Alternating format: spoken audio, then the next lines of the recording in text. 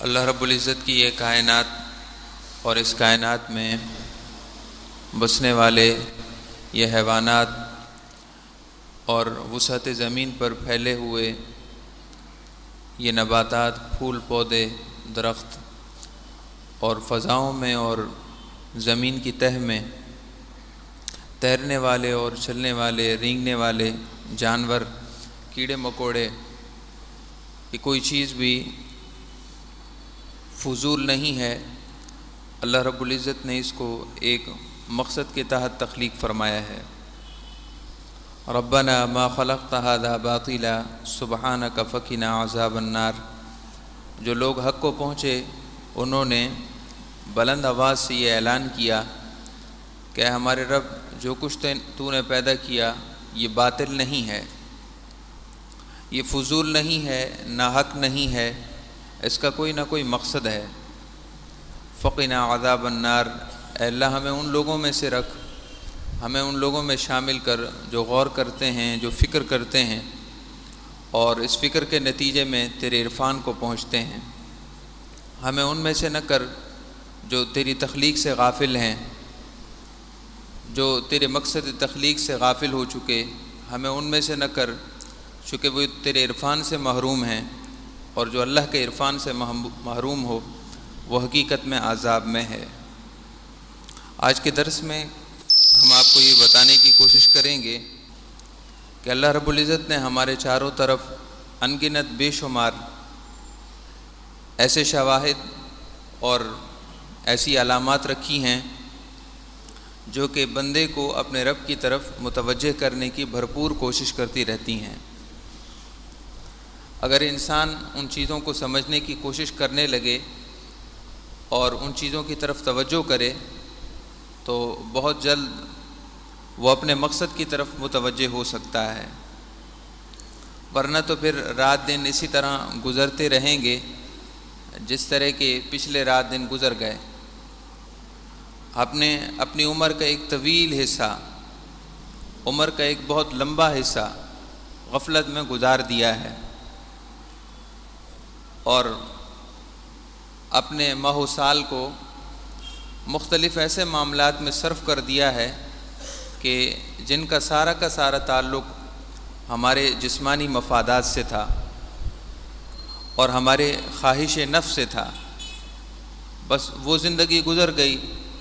اب آنے والے زندگی کے کسی کے چند ماہ باقی ہیں تو کسی کے چند سال، ابھی اپنے اپنے عمر کے تقاضے پر ہے کہ کس کی کتنی عمر ہو۔ اس لیے ہمیں چاہیے کہ مزید اب وقت کو ضائع نہ کریں، بلکہ جو وقت ملتا ہے اس کو غور اور فکر میں گزاریں، تفکر میں گزاریں اور آنے والی زندگی کے بارے میں سوچیں کہ آیا ہم کس حد تک آخرت کے آئینے میں کامیاب زندگی گزار رہے ہیں اور کس حد تک ہم ایک ناکام زندگی گزارنے والے ہیں۔ اللہ رب العزت نے انسان کے جسم میں 5 نعمتیں اصولی رکھی ہیں، اور وہ 5 نعمتیں ایسی ہیں کہ ہر شخص ان کو محسوس کرتا ہے۔ آپ دیکھیے کہ دیگر نباتات، درختوں اور پودوں کے مقابلے میں، پتھروں، پہاڑوں اور چٹانوں کے مقابلے میں اللہ تعالیٰ نے انسان کو حیوانیت کی نعمت سے مالا مال کیا ہے۔ انسان حیوان ہے، غیر حیوان نہیں ہے۔ حیوان کی سب سے پہلی خصوصیت یہ ہے کہ حیوان کے اندر قوت لمس ہوتی ہے۔ اللہ تعالیٰ نے حیوان کے اندر چھونے کی قوت رکھی ہے کہ وہ چھو کر مختلف چیزوں کے نرم اور سخت ہونے کو پہچان لیتا ہے۔ اللہ رب العزت نے ہمارے سر سے لے کر پاؤں تک ہمارے جسم میں چھوٹی چھوٹی نالیوں کا ایک ایسا نظام رکھا ہے کہ اگر ہم آنکھ بند کیے ہوئے ہوں اور ہمارے جسم پر تھوڑی سی گرمائش لگے تو فوراً سے ہم محسوس کر لیتے ہیں کہ جسم کے فلاں حصے پر کوئی گرم چیز لگی ہے، جسم کے فلاں حصے پر کوئی گرم چیز لگی ہے، اور پھر اتنا یقین اور اتنا تیقن ہوتا ہے کہ اگر پاؤں کی چھوٹی انگلی پر کوئی چیز گرم محسوس ہوئی ہے تو ہمارا ہاتھ فوراً سے وہیں جا کر اپنے اس جسم کو بچانے کی کوشش کرتا ہے۔ انگلی کا فرق بھی محسوس نہیں ہوتا، اللہ رب العزت نے قوت لمس کا وہ اعلیٰ نظام دیا ہے۔ یوں ہی ہمارے پشت، ہماری پیٹھ پر اگر کوئی چیونٹی ڈنگ مارے اور اپنی چیونٹی اگر وہاں پر ڈسنے کی کوشش کرے تو ہمارا ہاتھ فوراً سے وہیں پہنچتا ہے اور اپنے جسم سے اس کو دور کرنے کی کوشش کرتا ہے۔ سوچنے کی بات ہے کہ جسم میں آنکھیں تو ہے نہیں، جسم کے مختلف انگ پر اللہ تعالیٰ نے کوئی ایسی چیزیں تو نہیں رکھی کہ ہمیں وہ چیز نظر آ جائے، لیکن قوت لمس کا نظام کچھ ایسا عجیب و غریب ہے کہ سر سے لے کر پاؤں تک جسم کا کوئی بھی حصہ ہو، جسم کا کوئی بھی حصہ ہو، سر کا کوئی حصہ ہو، پیٹھ کا کوئی حصہ ہو، پیٹ کا کوئی حصہ ہو، کسی ٹانگ کا کوئی حصہ ہو، اگر وہاں ہمیں کوئی چیز گرم محسوس ہو، کوئی چیز ہمیں تکلیف دہ محسوس ہو، اگر کوئی چیز ہمیں چبھن محسوس کر رہی ہو تو فوراً سے ہم اس کو معلوم کر لیتے ہیں۔ یہ قوت لمس ہے، اللہ رب العزت نے یہ پودوں کو عطا نہیں کیا۔ آپ دیکھیے کہ کئی قسم کے پودے اور درخت ہیں، ان پر لوگ کلہاڑے برساتے ہیں، ان کو کاٹتے ہیں، لیکن وہ درخت اپنا دفاع نہیں کر سکتا، اس لیے کہ اس میں قوت دفاع ہی نہیں ہے، نہ قوت لمس ہے۔ لیکن انسان کو دیکھیے کہ اللہ رب العزت نے دیگر حیوان کی طرح قوت لمس عطا کیا ہے۔ یہی وجہ ہے کہ جن کا قوت لمس ختم ہو جاتا ہے، اگر مثال کے طور پر جسم کا کوئی حصہ فالج زدہ ہو جائے، اس کے اندر قوت حس نہ رہے، تو پھر اس پر گرم چیز لگے یا اس پر پینے چبھ ہو جائیں یا اس پر کوئی چیونٹی اپنا ڈنگ مار رہی ہو، اس کو خبر نہیں ہوتی، اس لیے کہ جسم کے اس حصے سے قوت لمس کا نظام ختم ہو چکا۔ اللہ رب العزت کی کتنی بڑی نعمت ہے کہ اس نے ہم سب کو قوت لمس کا نظام عطا کیا ہے۔ پھر اگر صرف یہی ہوتا تو ہم تو کیڑے مکوڑوں کی طرح ہوتے، کیونکہ کیڑے مکوڑوں کے پاس بھی قوت لمس ہے، وہ زمین پر رینگتے ہیں، جہاں زمین گرم ہو تو وہاں وہ نہیں رینگتے، اور جہاں زمین ٹھنڈی ہو وہاں رینگتے ہیں، اس لیے کہ ان میں قوت لمس ہے۔ اگر ہمارے اندر صرف اتنی ہی قوت ہوتی تو ہم تو کیڑے مکوڑوں کی طرح ہوتے۔ اللہ رب العزت نے ہمیں وہاں سے اٹھا کر مزید ایک درجہ دے دیا، اور وہ درجہ یہ تھا کہ اگر صرف قوت لمس ہوتی تو ہم مختلف غذاؤں کو حاصل کرنے کے لیے ان کی طرف بڑھ نہ سکتے، مختلف فوائد کو حاصل کرنے کے لیے ہم ان کی طرف بڑھ نہ سکتے، اس لیے کہ جو چیز ہمارے جسم سے دور ہوتی ہم اس کو محسوس ہی نہ کر سکتے۔ ہمارے کھانے پینے کی چیزیں، ہمارے فائدے کی چیزیں، ہمارے دیگر معاشی معاشرتی فوائد کے حوالے سے جتنی چیزیں متعلق ہیں، اگر صرف قوت لمس اور چھونے کی حد تک ہوتی تو پھر تو جو چیزیں ہمارے جسم سے دور ہوتی ہم ان کو کبھی حاصل نہ کر سکتے، اس لیے کہ خبر ہی نہ ہوتی۔ لیکن اللہ رب العزت نے ہمیں دیکھنے کی قوت بھی عطا کی، قوت لمس بھی اپنی جگہ عطا کی،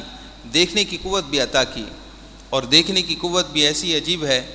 کہ جو رنگوں کا فرق محسوس کر لیتی ہے، اور ہم مختلف رنگوں کے فرق کے ساتھ اس چیز کو اپنے لیے فائدہ مند یا نقصان مند پہچان لیتے ہیں۔ یہ اللہ رب العزت کی عطا کردہ یہ بھی نعمت ہے۔ ان لوگوں سے جا کر پوچھئے کہ جن کے پاس باقی سارے اعضاء تو قائم ہیں لیکن دیکھنے کی قوت نہیں ہے، دیکھنے کی قوت سے محروم ہیں، ان کو تو یہ خبر ہی نہیں ہے کہ رنگ کون سے رنگ ہوتے ہیں، انہیں نہ رنگوں کا امتیاز ہے، صرف لفظ رنگ سے تو وہ متعارف ہوں گے لیکن رنگ کی حقیقت سے متعارف نہیں ہوں گے، اس لیے کہ انہوں نے کوئی چیز زندگی بھر دیکھی ہی نہیں، تو انہیں کیا خبر کہ رنگ کیا ہوتے ہیں۔ رنگوں میں اللہ تعالیٰ نے وہ نظام رکھا ہے جو انسان کی طبیعت کو فرحت اور انبساط اور خوشی دیتے ہیں۔ ایک شخص مریض ہو، گھر میں پڑا ہو، اس کی طبیعت بوجھل ہو چکی ہو، آپ اس کو عصر کے وقت کسی کھیل کھیلان میں لے جائیں، کسی سبزہ زار میں لے جائیں، تو وہ صرف سبزے کو دیکھ کر اس کی طبیعت میں کھلکھلاہٹ اور انبساط اور خوشی آ جائے گی۔ یہ اللہ رب العزت نے رنگوں میں نظام رکھا ہے۔ ایک شخص پھول کو دیکھ کر اس کی طبیعت میں خوشی آ جاتی ہے، کیا وجہ ہے؟ دیکھنے کو تو وہ پھول ہے، کیونکہ اللہ رب العزت نے پھول کے اندر وہ خوش نمائی اور وہ نزاکت اور وہ نگہت رکھی ہے کہ پھول کا رنگ دیکھ کر انسان کی طبیعت میں فرق محسوس ہوتی ہے۔ رنگوں میں اللہ تعالیٰ کی بڑی نعمتیں ہیں، اور یہ صرف آنکھ کے ذریعے ہوتی ہیں۔ جس کے پاس آنکھ ہی نہ ہو، یا جس کے پاس آنکھ نہ ہوتی، انسان کے پاس آنکھ نہ ہوتی، تو انسان ان رنگوں سے فرحت کا انبساط کیسے حاصل کرتا؟ یہ اللہ کی نعمت ہے کہ اللہ رب العزت نے انسان کو آنکھ دی ہے، آنکھ میں رنگ کا امتیاز رکھا ہے، پھر رنگوں کے ذریعے انبساط حاصل کرنے کا راستہ رکھا ہے۔ اسی طرح اللہ تعالیٰ نے انسان کو قوت بینائی کے ساتھ ساتھ قوت سماعت بھی عطا فرمائی ہے۔ انسان اپنے کانوں کے ذریعے مختلف آوازوں کو سنتا ہے، پھر آوازوں میں ترنم بھی ہوتا ہے، پھر آوازوں میں کڑواہٹ اور آوازوں میں تلخی بھی ہوتی ہے۔ یہ سب محسوسات انسان کے قوت سماعت کے ساتھ ہیں۔ پھر یہی آوازیں ہیں بعض دفعہ انسان کو اتنا سکون دیتی ہیں، جب بندہ قرآن پاک کی تلاوت سنتا ہے تو دل میں روحانیت اور کیف جاری ہو جاتا ہے۔ اگر کان ہی نہ ہوتے انسان کیا اللہ کا قرآن سنتا؟ یہی کان ہیں جن کے ذریعے رسول اللہ صلی اللہ علیہ وسلم کی نعت سنائی دیتی ہے، تو دل میں آپ صلی اللہ علیہ وسلم کی محبت اور آپ صلی اللہ علیہ وسلم کے عشق کی کیفیات جاری ہوتی ہیں۔ اگر کان ہی نہ ہوتے تو بندہ آپ صلی اللہ علیہ وسلم کی حمد و ثنا نظم اور نثر میں کیسے سنتا؟ اگر یہ کان نہ ہوتے تو یہ چڑیوں کا ترنم کون سنتا؟ اگر یہ کان نہ ہوتے تو اللہ رب العزت کے قدرت کے عظیم مظاہر کے چشمے جاری ہوتے ہیں، چشموں سے بہتے ہوئے پانی کی جرجراہٹ کی آوازیں کہاں سے سنتا؟ یہ سب اللہ تعالیٰ کی قدرت کی نشانیاں ہیں۔ تو قوت سماعت میں اللہ رب العزت نے وہ انبساط اور فرحت رکھی ہے کہ جس طرح رنگوں میں انسان کو خوشی محسوس ہوتی ہے، آوازوں میں بھی خوشی محسوس ہوتی ہے۔ رسول اکرم صلی اللہ تعالیٰ علیہ وسلم اپنے صحابہ سے فرماتے تھے، غالباً حضرت کعب تھے، آپ نے فرمایا کہ قرآن پڑھ کر سناؤ۔ انہوں نے عرض کیا رسول اللہ قرآن تو آپ پر اترا ہے، میں آپ کو کیسے قرآن پڑھ کر سناؤں؟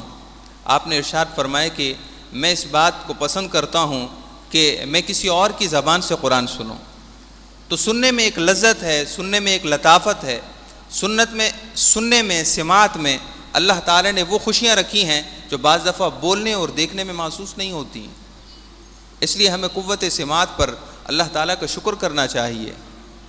پھر آپ یہ بھی دیکھیے کہ قوت سماعت صرف سننے کی حد تک نہیں ہے، اللہ تعالیٰ نے کانوں کو وہ ملکہ عطا کیا ہے کہ آوازوں کی جہتوں کو کان متعین کر لیتے ہیں۔ انسان آنکھیں بند کر کے بیٹھا ہو، اگر کوئی سامنے سے بولے گا تو انسان فوراً سے سمجھ جائے گا کہ سامنے سے آواز آتی ہے، حالانکہ اس نے دیکھا تو نہیں ہے کہ آواز سامنے سے آ رہی ہے۔ اس نے آنکھیں بند کی ہوئی ہیں، آواز سامنے سے آتی ہے تو پہچان لیتا ہے کہ آواز سامنے سے آ رہی ہے۔ اگر آواز پیچھے سے آتی ہے تو وہ متعین کر لیتا ہے کہ آواز پیچھے سے ہے۔ اسی طرح دائیں بائیں اوپر نیچے سے آواز مختلف جہتوں سے آتی ہے تو آوازوں کا تعین کان کیسے کر لیتے ہیں؟ یہ اللہ رب العزت نے قوت سماعت کے اندر ایک مزید شان عطا کی ہے کہ کان صرف سنتے نہیں ہیں، کان جہتوں کا تعین بھی کرتے ہیں، کان جہتوں کا تعین بھی کرتے ہیں۔ ہم ایک کان کی نعمت لے کر صبح سے لے کر شام اور شام سے لے کر رات اور رات سے لے کر صبح کر دیتے ہیں، لیکن کبھی سوچتے نہیں ہیں کہ ہم کتنی بڑی نعمت سے لطف اندوز ہو رہے ہیں۔ یہی قوت سماعت اگر کمزور پڑ جائے تو بات کرنے والا ہمارے قریب آ کر بات کرتا ہے تو ہمیں کیسا عجیب لگتا ہے کہ میں لوگوں سے کتنا نیچے آ گیا ہوں کہ لوگ تو دور اور نزدیک کی بات سن لیتے ہیں، مجھے تو دور کی بات سنائی بھی نہیں دیتی۔ لہذا بات کرنے والا، ہمیں بات سنانے والا، وہ بھی تکلیف میں ہے کہ اس کو دور کی بات چونکہ سنائی نہیں دیتی، لہذا اس کو قریب آنا پڑتا ہے، کان کے ساتھ منہ لگا کر بات کرتا ہے تبھی اس کو سنائی دیتی ہے۔ وہ لوگ جو آلات سماعت کا استعمال کرتے ہیں، یعنی مختلف جدید آلات کا استعمال کرتے ہیں جبکہ کان کی سماعت کمزور ہے، ان سے جا کر پوچھئے کہ اللہ رب العزت کی طرف سے قوت سماعت کتنی بڑی نعمت ہے، لیکن ہم بے دھڑک اللہ کی اس نعمت کو خرچ کر رہے ہیں، لیکن سوچا کبھی نہیں ہے کہ کتنی بڑی نعمت ہے۔ پھر اللہ تعالیٰ نے قوت نطق عطا کی ہے، بولنے کی قوت عطا کی ہے۔ اگر بولنے کی قوت انسان کے پاس نہ ہوتی تو نہ جانے کتنی خواہشیں انسان کے دل میں دم توڑ جاتی۔ انسان اپنی خواہش کا اظہار بھی نہ کر سکتا۔ اگر بولنے کی قوت نہ ہوتی تو کتنی خواہشیں انسان کے دل میں ہی ختم ہو جاتی، چونکہ دل کی بات دل میں رہ جاتی، وہ اپنی بات سے تو بیان ہی نہ کر سکتا۔ اشاروں میں کیا کیا انسان سمجھائے، اشاروں میں انسان کسی کو کیا سمجھائے گا، یا اپنی آنکھوں کی کناریوں سے کیا کیا سمجھائے گا، یا اپنے مختلف اعضاء سے دوسرے انسان کو اپنا مقصد کہاں تک سمجھائے گا۔ یہ زبان وہ قوت ہے جو انسان کے مختلف خواہشوں کو لفظوں کا رنگ دے کر دوسرے کو اپنی خواہش کا اظہار کر سکتی ہے۔ پھر زبان کا انداز بھی دیکھیے کہ آپ کسی بچے سے گفتگو کریں تو آپ کا لہجہ مختلف ہو جاتا ہے، کسی بوڑھے سے گفتگو کریں تو آپ کا لہجہ یک لخت مختلف ہو جاتا ہے،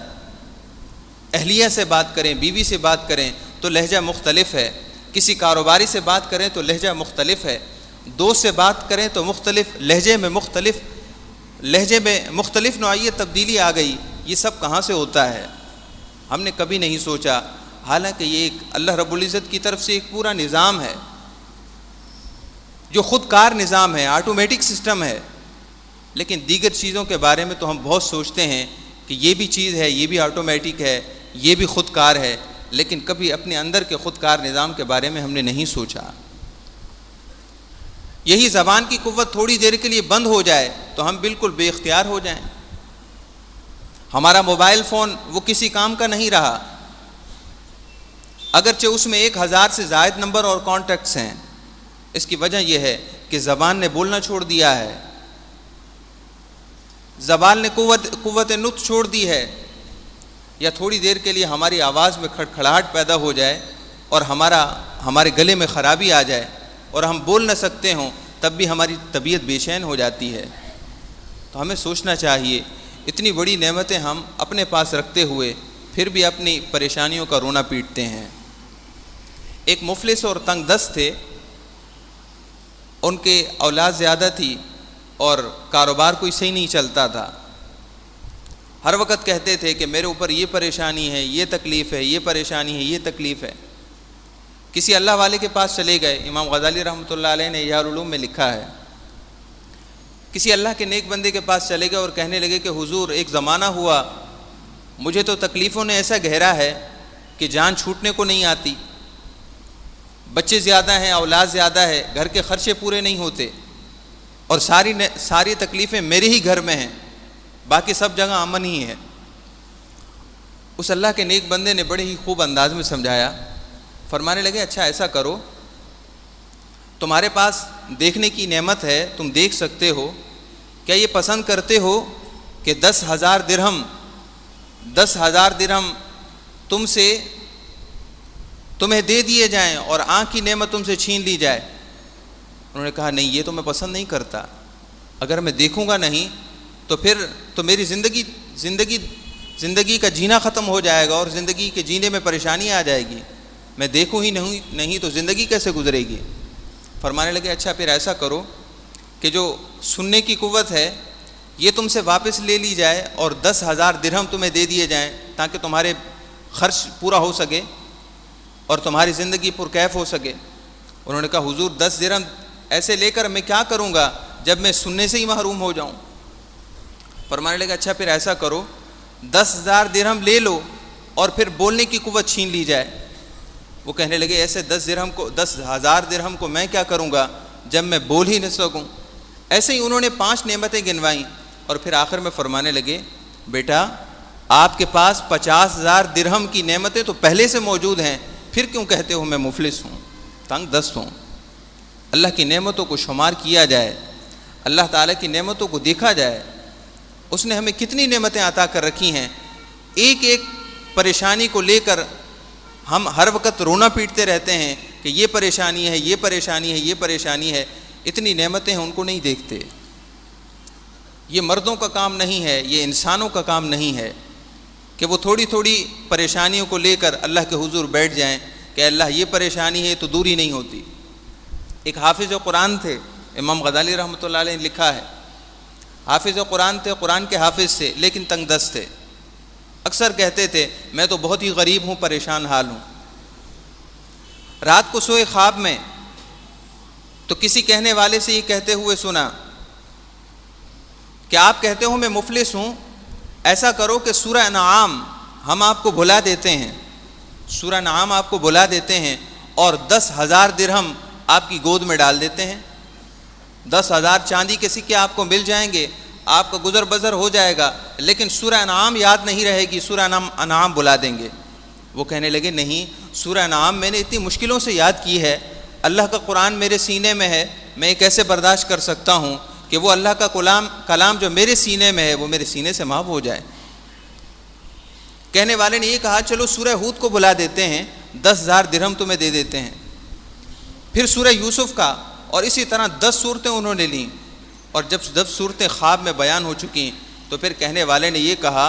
کہ 1,00,000 درہم تو تمہارے پاس ہیں اور کہتے ہو کہ میں مفلس ہوں۔ یہ تو صرف قرآن کی ایک بات ہے، ہم اپنے دین کو لیں، ایمان کو لیں، اسلام کو لیں، الحمدللہ ہم مسلمان پیدا ہوئے ہیں اور مسلم معاشرے میں اور مسلم ماحول میں پیدا ہوئے ہیں، یہ دو الگ الگ نعمتیں ہیں۔ مسلمان پیدا ہونا بھی بڑی نعمت ہے اور مسلمان معاشرے میں پیدا ہونا بھی بڑی نعمت ہے۔ ان بلڈنگوں میں جا کر دیکھیے جہاں کے اکثر نان مسلم رہتے ہیں،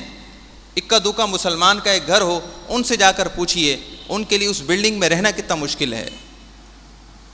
کیونکہ وہ مسلمان تو پیدا ہوئے لیکن مسلمان ماحول میں نہیں رہ رہے، اس لیے انہیں رہنے میں بھی پریشانی ہے۔ یہ اللہ کی بڑی نعمتیں ہوتی ہیں، ہم لوگوں کو اندازہ نہیں ہے، ہم لوگ صرف ظاہری چیزوں کو بڑی نعمتیں سمجھتے ہیں۔ اچھا پہن لیا یہ اچھی نعمت ہے، اچھا گھر ہے یہ یقیناً اچھی نعمت ہے، یہ ساری نعمتیں یہ بالیقین ہیں، لیکن ایمان سب سے بڑی نعمت تو ہمارے پاس ہے۔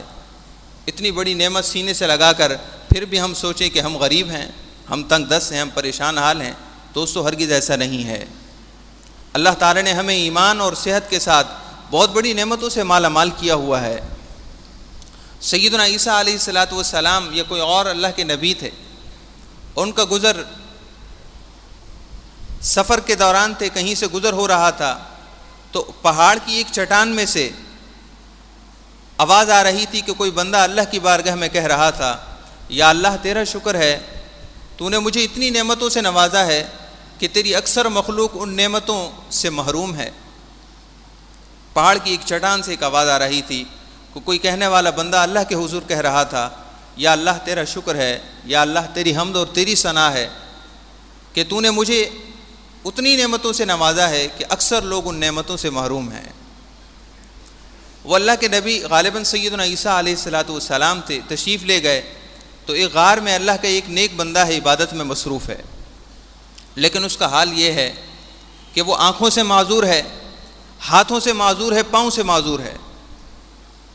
اس کی آنکھیں کام نہیں کرتی، آنکھوں سے نابینا ہے، ہاتھ کام نہیں کرتے، ہاتھوں سے معذور ہے، لنجا ہے، اور پاؤں سے لنگڑا ہے۔ اللہ تعالیٰ کے نبی نے ارشاد فرمایا، تمہارا فرمان برحق ہے اور تمہاری حمد برحق ہے، اس لیے کہ اللہ کی حمد تو ہر وقت ہے، اللہ کی حمد اور اللہ کی ثنا تو ہر وقت ہی ہونی چاہیے، لیکن تم یہ کہو کہ تم یہ کیسے کہہ رہے ہو، تمہارے دل میں یہ خیال اور یہ کیفیت شکر کی کیسے پیدا ہوئی کہ اللہ تیری نعمتیں مجھ پر وہ بہت ساری ہیں جن سے تیری اکثر مخلوق محروم ہے، تمہارے دل میں یہ شکر کی کیفیت کیسے پیدا ہوئی؟ وہ عرض کرنے لگا، اے اللہ کے نبی، میرے پاس 2 نعمتیں ایسی ہیں جن میں سے اکثر مخلوق غافل ہے، اکثر مخلوق محروم ہے، ایک یہ کہ میرے پاس ایمان ہے، اور دوسرا یہ کہ میرے پاس اللہ کا عرفان ہے۔ اللہ کا ایمان، اللہ پر ایمان، دین اسلام ہوتے ہوئے میں اللہ کی اتنی بڑی نعمت سے اللہ کی اتنی بڑی نعمت سے میں مالا مال ہوں کہ اگر دوسری کوئی نعمت نہیں بھی تو کوئی فرق نہیں پڑتا، اس لیے کہ ایمان دنیا اور آخرت میں فلاح کا مدار ہے۔ ہمیں ان چیزوں پر غور کرنا چاہیے۔ اللہ رب العزت نے قرآن پاک میں ارشاد فرمایا، فَلْيَنْظُرِ الْإِنسَانُ إِلَىٰ طَعَامِهِ، انسان کو چاہیے کہ جو کھانا کھاتا ہے اس پر غور کیا کرے، یوں ہی لقمہ اٹھا کر منہ میں نہ ڈال لیا کرے، سوچا کرے کہ یہ غذا کہاں کہاں سے آئی ہے۔ اگر روٹی کا ایک نوالا توڑتے ہو تو یہ سوچا تو کرو کہ یہ نوالا جس گندم سے تیار ہوا ہے وہ گندم کہاں اگی تھی، یہ گندم کس باغ میں اگی تھی، یہ گندم کس کھیت میں اگی تھی، یہ گندم کس علاقے میں اگی تھی، کس نے اگائی تھی، اس کے اگانے والے اور تھے، اس کا بیج بونے والے اور تھے، ہل چلانے والے اور تھے، محنت کرنے والے اور تھے، باغ کی رکھوالی کرنے والے اور تھے، محنتیں انہوں نے کی، لیکن اللہ رب العزت نے اس گندم کے دانے میں رزق تمہارا رکھا تھا، یہ کہاں سے کہاں تک تمہارے پاس پہنچا ہے۔ پھر یہ گندم کا دانہ جہاں اگا ہوگا وہاں اللہ رب العزت نے گندم کو نشو نما دینے کے لیے پانی بھی تو مہیا اللہ ہی نے کیا ہے، کوئی بندے تو پانی پیدا نہیں کرتے، پانی زمین سے نکلتا ہے تب بھی اللہ کی تخلیق ہے، آسمان سے برستا ہے تب بھی اللہ کی تخلیق ہے۔ اگر اللہ آسمان سے پانی نہ برساتا تو گندم کا دانہ گندم کا دانہ زمین میں ہی پڑا رہتا، کبھی اگتا نہیں۔ اللہ نے زمین کو پیدا کیا کہ گندم کا دانہ اس میں اگتا ہے، پانی کو پیدا کیا کہ وہ اس کے لیے نشو نما کا باعث بنتا ہے۔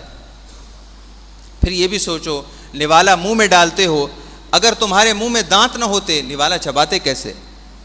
اگر دانت ہی نہ ہوتے نوالا کیسے چباتے؟ نوالا ویسے سالم تو نگلنے سے رہے۔ اور پھر اللہ رب العزت اگر دانت تو پیدا کرتا اور تمہارے منہ میں قوت ذائقہ نہ ہوتا،